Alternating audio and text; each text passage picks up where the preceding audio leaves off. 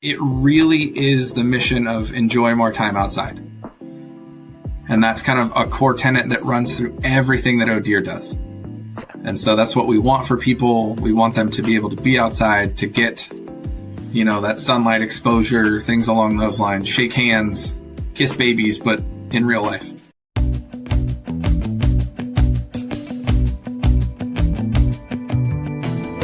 Hello, everyone, and thanks for tuning in to the latest edition of FranCoach's Franchising 101 podcast. I am Tim Parmeter, founder and CEO of FranCoach and your podcast host. Today, we're going to welcome in one of our franchise partners to discuss their brand. Today's featured franchise is an emerging franchise, growing at a very smart, responsible pace. In case you missed the one we talked about last week with some grains and not doing that. But this franchise has a very, very simplistic recurring revenue model, low overhead, and very scalable. Part of their service offerings are ones we all know about and probably pay someone to do something for it, but they also have a couple unique kind of niches that are really underserved and are able to kind of kill it with their customers with this. Before we get to the franchise, quick reminder of who we are. FranCoach is the premier franchise consulting firm. Our number one goal is to not sell you a franchise. We don't sell anything. Our number one goal is to properly educate you on franchise ownership to help you determine if you should own one. If so, we're going to help you find your absolute best fit. Not my best fit, not anybody else's, your best fit. This is perhaps the most individualized and personalized process you will ever go through, and it needs to focus on you. That's what we're going to do here at FranCoach. But now let's get to our guest. Hey, we are back here on the Franchising 101 podcast with our wonderful guest today. Joining us is the Vice President of Franchise Development for our featured franchise, which is ohDEER. Joining us is our good friend, Jereme Shelton. Jereme, thanks for joining us. Yeah, happy to, Tim. I am excited to talk to you, and we'll see how many different kind of ways we can weave ohDEER just into the normal conversation, which I'm sure you are probably done to the point of being sick of it, but doesn't mean I won't still try. But want to hear all about the brand, but always think franchising is a people industry, people business. I like to hear kind of the stories. So before we get to ohDEER, tell us the Jereme story. How did you get into this crazy world of franchising? Man, it was a long time ago. I grew up, my parents were both franchisors. So they started a franchise way back in the days when medical coding and billing wasn't quite electronic yet. I still remember my parents had they have this plastic box that you would open up, and it had the FDD in it. It had a VHS tape of their promo video. That's awesome. So kind of got experience to it way back then when I was the unpaid file clerk. And then kind of fast forward, I went off to join the military. My mother went back to law school. We both kind of ended that at about the same time. She started her own firm, and I was her first, in the beginning, unpaid marketing intern. And so we'd go out and find franchises or find businesses that could be franchises. It kind of started out there. And then from then I've been kind of all throughout franchising, on the franchise development side, franchisor side. I was with FranNet for a short stint. My dad had a FranNet territory. So I've been in franchising now for, 16 years. Gotcha.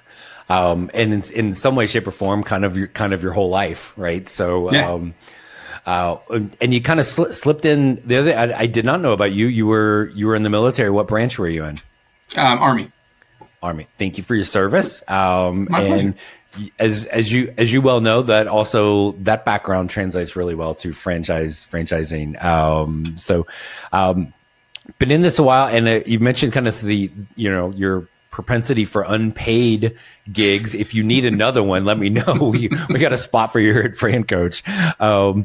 Tell us a little bit about ohDEER. So right off the bat, what the heck is ohDEER? What are the services? And talk a little bit about it from that standpoint. Yeah, so ohDEER, we're a home services company. We started back in 2007. is when Kurt first launched the very first product. And we do, it's an all-natural pest control company. So we focus on deer, tick, and mosquito control. And so people often get a little confused about the deer control thing. And what that is it's just keeping deer from eating the things that you spent money to put in your yard. And so it's a protectant kind of barrier that says, hey, my hostas are now protected from nature's largest pest type of a scenario. And then on the tick and mosquito side, it's protecting everyone from the disease-carrying insects that have kind of ravaged this lovely country of ours. Gotcha. So the mosquitoes and ticks we don't mind killing, but we don't want to kill Bambi. We just want to keep Bambi from eating the things that we don't want them to eat in our yard. Correct. Yeah, it was. So funny story. We were at the IFA last year, and our senior director of operations, Todd, is talking to somebody about what ohDEER is and things like that. And they come back and they're like, so how are you killing the deer? And Todd just goes, shotgun. But one of the biggest misnomers is we don't actually harm deer at all. It's basically an all-natural product that makes it smell bad and taste terrible. Gotcha. Okay. So they can still come through your yard. And as I know, you know my wife really well, but at her house, there are deer that will roam through the backyard periodically, which is very cool because it's like she's in a suburb of Tampa, Florida. We're in the city. Yet there's all this wildlife that kind of rolls through there. So, not that she's got anything growing in the backyard that's of importance. But if there was, we could use ohDEER, make sure that the cute little deer can still roll through the backyard. We can still see them. They're just not eating anything important. So, correct. Okay, cool. So we're doing all these things. That's kind of the business model. Talk a little bit about what we're looking for. I guess right off the bat, as you know, there's sometimes this misconception in franchising that the owner is always the doer, always has all this background and experience in pest control or whatever. Is that the case for you guys? What are some of the things that you're really focused on? Yeah, so we're focused on finding people that are people's people. The actual service that you're performing, things like that, we can teach. It's not an overly complicated business. That's one of the beauties of it. Yeah. But I'm really looking for somebody that has the personality to make connections. We rely heavily on just kind of customer referrals and things like that. So think like the mayor of a small town type mentality of like, I know everybody, I can talk to anybody, but not in a salesy way. We're not an extremely salesy business when it comes to our customers or to our free and dev process. It's more about kind of making that relationship and kind of leveraging that trust to kind of continue the business forward. Gotcha. Okay. The owners, I'm sure, as in most businesses, are going to learn all aspects of it. They're going to learn how to, do the work that's being on the truck and all of that. But is that the goal for the owner to be out there actually as the doer, or are you wanting them to hire somebody ideally? So the way that we've kind of structured everything is we want owner operator only. So we don't even make a semi-absentee claim at any point in time. But the first kind of 8 to 12 months, we want that franchisee to kind of know what their business is on an intimate level. At the end of that 8 to 12 months, they're going to figure out which part of their business that they like and which part that they want to hire out for. And then we highly encourage them to hire out for that. When we look at the business, we're really looking for people that want that intimate understanding of the business, but also want to build an empire. Our largest franchisee is operating 25 trucks, a ton of employees. He's not out there spraying every day. Yeah. And so we want somebody that has that future mindset of like, okay, I'm doing this today so that I can be a better empire builder down the road. Gotcha. Okay. Talk a little bit about that. Cause there's, I think as you're saying, hey, we want somebody really heavily involved early, can kind of make somebody go, oh, I don't have any room to grow. Yet we've got somebody who started that way and now has 25 trucks. Mm-hmm. What are some of the things you guys are doing as a franchisor to help people understand that timeline of, hey, here, maybe in that first year, be really more active, be out there doing some of the jobs, but here's how we get you to 25 trucks. Yeah. So great question. We do a lot of things early on with the franchisees to help them realize what they need to do to get there. We do that kind of threefold. One is our senior director of operations is helping them really understand from day one, budgeting, forecasting, making those goals, how to track whether you're on pace for that goal or not. And that goal is unique to you. If you as a franchisee are like, hey, the first 2 years, like I want to grow a little slower, I'm not ready to build that empire yet, then we're going to make goals that kind of align with that. Then on the marketing side, Brian is going to work with them on like, hey, here's how many customers you need. Here's the conversion rate you need to hit in order to meet this goal that you've kind of created with Todd. And then we also do a mentorship program where those franchisees are working directly with another franchisee. And so that other mentor franchisee is leaned into that whole process as well. It's just kind of like a checks and balances of like, hey, in order to really get there, Oh, nice. I've walked this road, I've done this. Have you considered this guerrilla marketing technique? Or, hey, you're focusing on something that seems really important today, but it's actually not important to your growth type of a scenario. And just kind of, we have all three of those approaches to kind of help them reach their goals. Awesome. I love it. And you talk about the kind of those marketing goals and the metrics that go with that. It's not just you should probably spend this amount of money. It's being able to go, this is how many customers you want. The conversions from all the historical data to know this many customers, you need to be spending approximately this amount of money. Is that kind of how that works? Yeah. Yeah. So we have all of that data. We do a really good job of knowing who our customer is on a pretty intimate level, and how to target them. More secret sauce things about ohDEER is that intimate knowledge of who that customer really is, because we do need to know who that customer is, since we're not one of the mosquito brands that has it in the name. So we rely on education and kind of just knowledge of who we are in order to get out there and get those customers in. So we do a lot of tracking and things along those lines. Is it a truly different customer than, again, there's 5,000 franchises that just say the word mosquito in it, right? I might be exaggerating slightly, but I don't think much sometimes, right? So is it truly a different customer, or what's that look like? So I would say it's different buying signals between customers. So when we're out there looking for a customer, they really care about a few things. And it's enjoying more time outside. It's that it's all natural. It's safe for them, safe for their pets, those sorts of things. And so those are the people that we target primarily.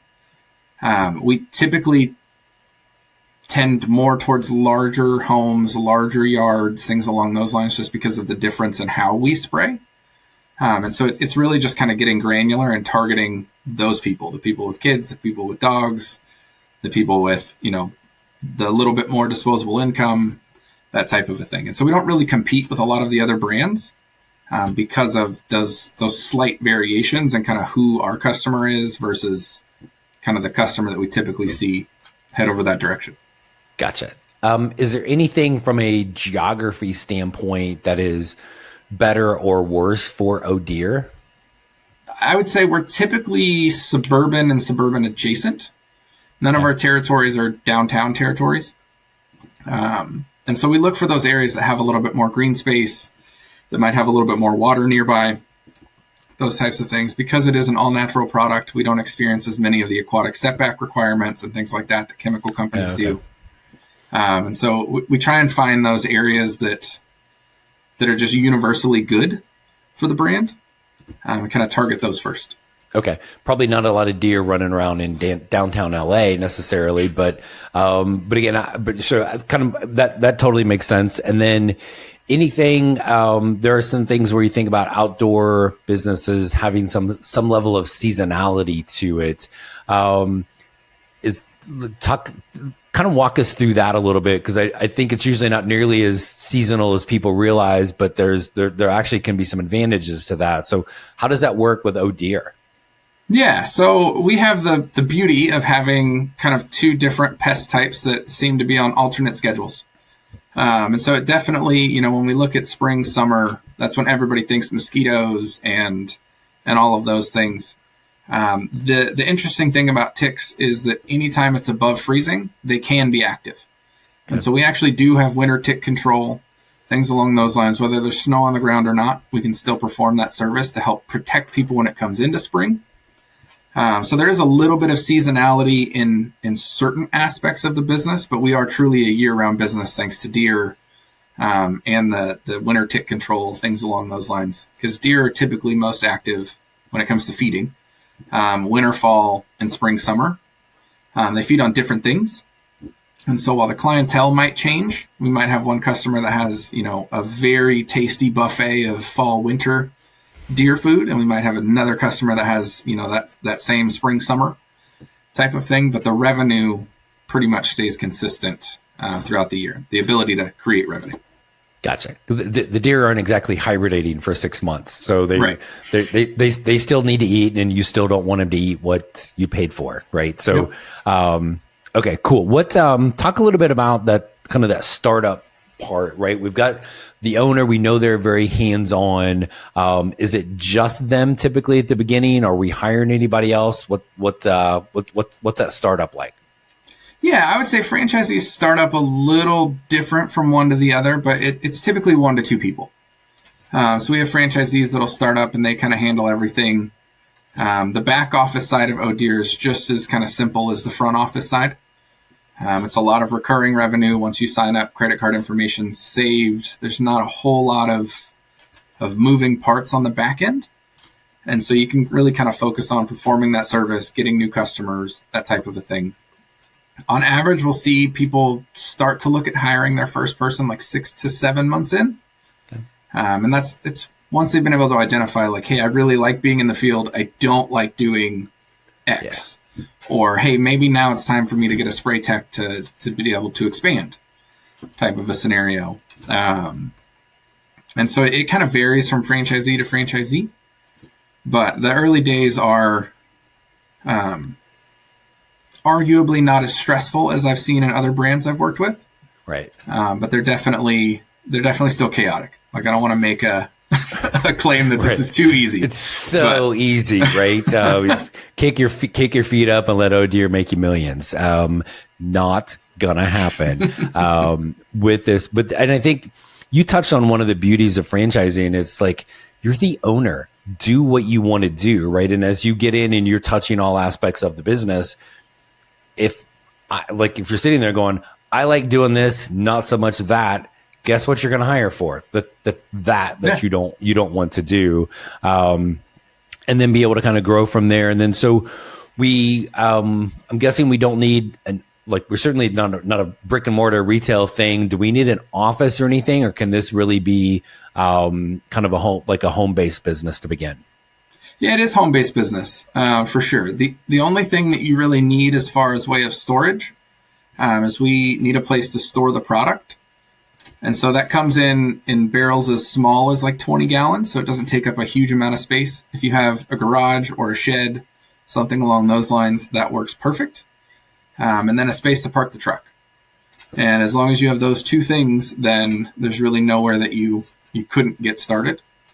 Yeah. Obviously, as you grow and continue to build that empire, we do have franchisees that have full-blown shops and things along those lines, but that's all part of that kind of growth plan. Yeah. Well, I was going to say, your owner that's got 25 trucks out there, that's probably not still home-based. He's got, he or she's got some sort of physical location for all the stuff, right? For sure. The kind of funny thing is it is technically home-based because he bought a property that has a house on it that he converted to his office. But it is very much so a commercial space. Gotcha. And then what kind of stuff do we need? Obviously, there's some sort of vehicle with this. What are we starting out with? Yeah, so you start out with an Isuzu kind of flatbed truck. We have a provider that builds out the entire thing, so you don't have to think through that whole process, which is kind of nice. But that truck's going to have a 500-gallon tank on it for the tick and mosquito spray. It's going to have a 100-gallon tank on it for the deer control, and all of the other equipment that comes with that. And so the backpack sprayer for the deer control, all the pump equipment, extra gas tanks. We get pretty granular with what's in that truck, as well as like a small tool bag and other things, so that the franchisees don't have to go and figure out some of the stuff on their own. And that all just kind of gets delivered to them at training. Gotcha. Essentially, like here's your startup package. Don't think about it. Just like it's coming, right? So, and then you'll talk to them. Part of that goal setting, I'm guessing, is the metrics of, hey, when you get to a certain number of customers, now it is time to add that second or that next truck, probably that next kind of technician. So really kind of taking the guesswork about of all of that, correct? Yes, 100%. And it really is aligned with what their goal is. And so we get some franchisees, like I said, in that are like, oh, we want to get to 3 trucks as soon as possible. And it's like, okay, well, we'll set that goal. Here's the marketing dollars you need to spend. Here's the conversion rate you need to hit. And here's, the runway that you have in order to order the truck to make sure that there's not any hiccups along the way. Right. They don't just have like hundreds of these trucks sitting around fully stocked. It takes a little time to get that, but but you've hit on this a couple of times, and I think it's really important for people to understand is ohDEER isn't, if I come in as a franchise owner, ohDEER isn't telling me, Tim, your goal is this and you need to do, like, it is really collaborative because I am the owner. And if I say, hey, I think 1 is enough for me forever, great, that's what it looks like. Or if it's the one like, no, the person has 25. How do I get to, like, I want to kick his ass at some point. How do I get there?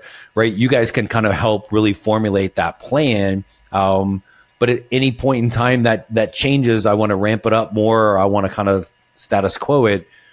You guys aren't breathing down my neck to go, I don't know, Tim, you said your goal was this, or we're dictating that.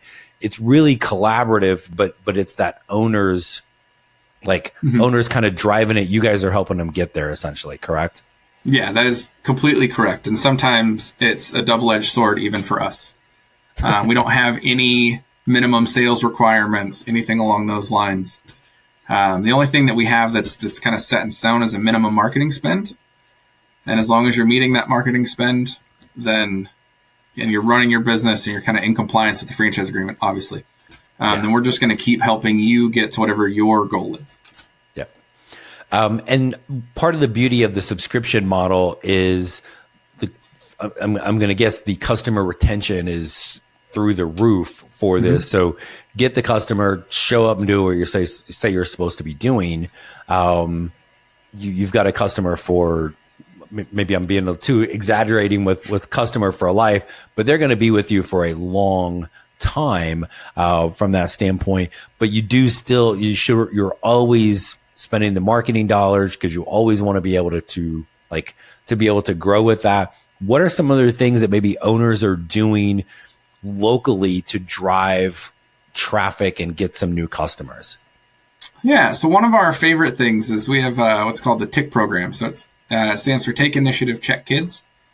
And it's an opportunity for franchisees to go out and find local preschools that obviously have their target demographic attending, right. But they're providing a free service to that preschool. And so they're providing a free tick and mosquito spray. But we have coloring books, temporary tattoos, stuffed animals, all kinds of stuff that we're leaving behind with those kids. So that hopefully that makes it in the way of their parents' hands, obviously. Right. But it's a really fun experience to go out, and most of the preschools are allowing some sort of education to go along with that. Cool.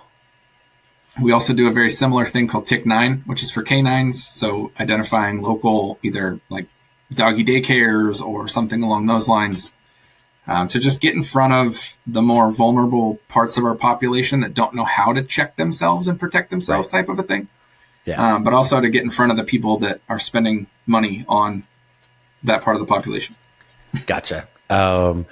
No, that's super cool. And I think anytime you can do something that's fun and helping the kids. And again, like I'm sitting here on your temporary tattoos. You should be bringing those to franchise conferences, I think, in the future, and see how many people you can get rolling around there with an ohDEER temporary tattoo. For sure. So, talk a little bit about maybe other things, from a support standpoint. Talk about things from the marketing, that all the kind of that one-on-one attention from goal setting and kind of like having that mentorship program is fantastic. Anything else that maybe we haven't talked about support wise that you're like, oh man, we are great at helping people with this? What would that be? I would say just overall communication of where they're at, whether that's peer to peer or from us to them. We have a monthly franchisee call that is very much so geared towards, in the beginning, because we are selfish, we are franchisors. We tell them what we want to tell them first. Right. But then it's opened up to them of like an open forum of like, hey, this is a round table now. If you have any issues, anything you want to talk about, let's kind of discuss that. We also do a weekly kind of newsletter with updates. And that can be anything from, franchisee X did this wonderful thing that we want to share with you, or they got this review that was really cool. We also have our annual event. So we bring everybody out, get together. That's not unique to us, though. That's pretty much every franchise. But I would say mostly it really just is the individualized attention of, what do you need? How can we help you? Yeah. That's kind of how we view the whole franchise, is that, yes, it's the ohDEER brand, and we technically own that. But without our franchisees, that brand would still be a single location. And so it's all about them.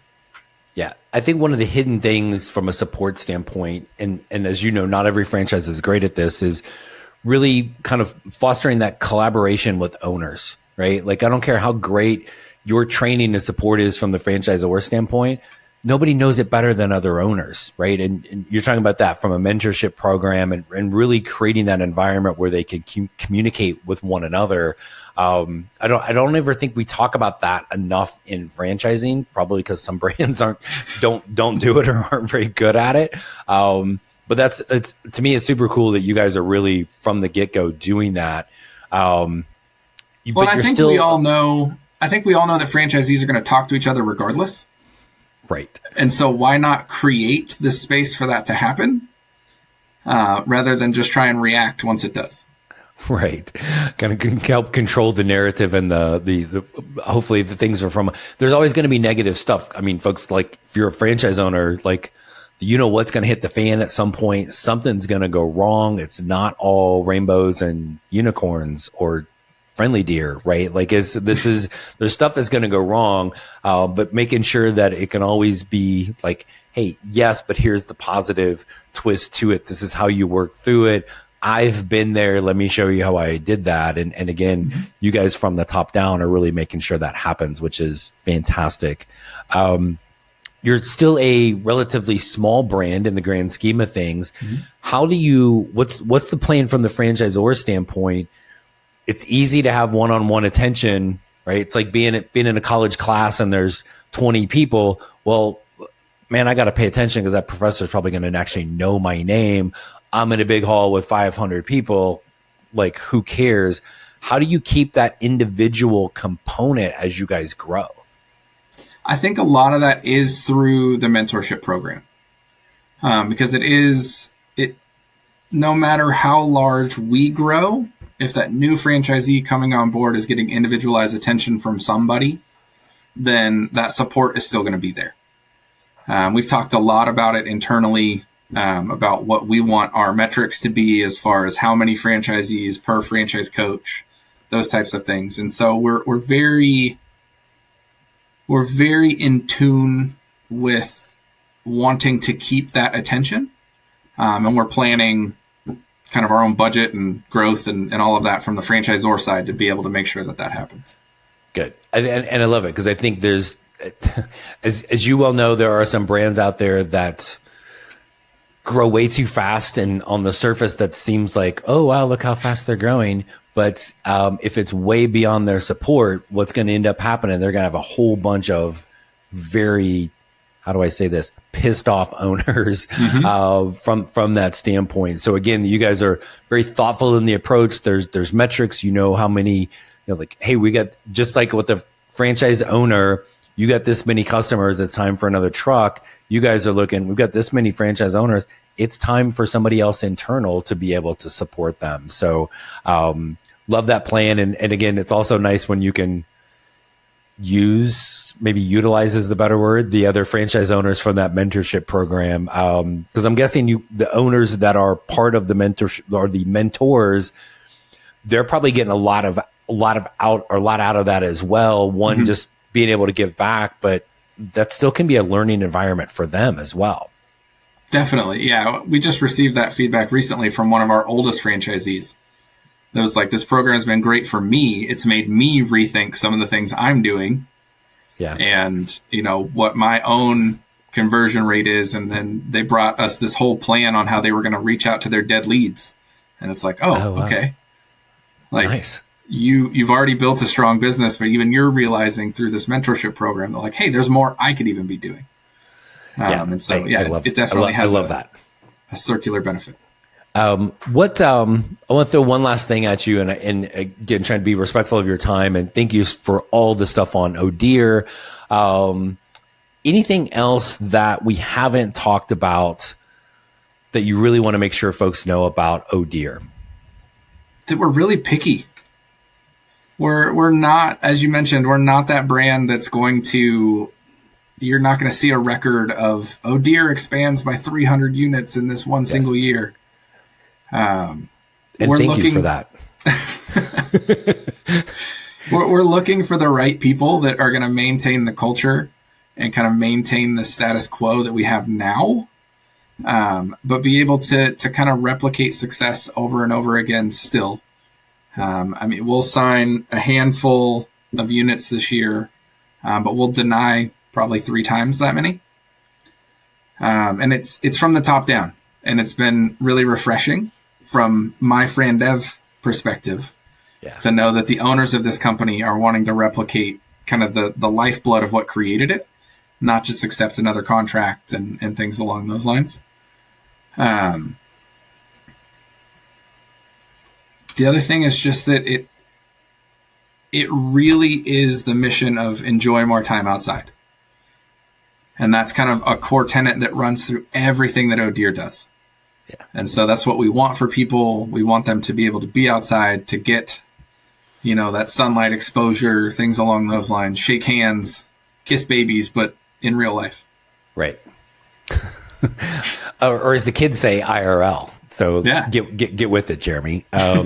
So because what we really want is we want a 56-year-old bald man telling you about the hip codes to be using. So the word culture is probably overused at times, but I want to share with like all 7 or 8 of our listeners is that one, I've known you for a long time and always really enjoy working with you. Just you're genuinely good human being, and thank you. So, but we are, I don't know, probably within a few days of having a FranCoach client become a ohDEER franchise owner, and her experience going through this has just been like I think from the very beginning felt at home with everybody on the team. So all those things you're talking about really resonate. And this was somebody who, again, greatly enjoys the outdoors, right?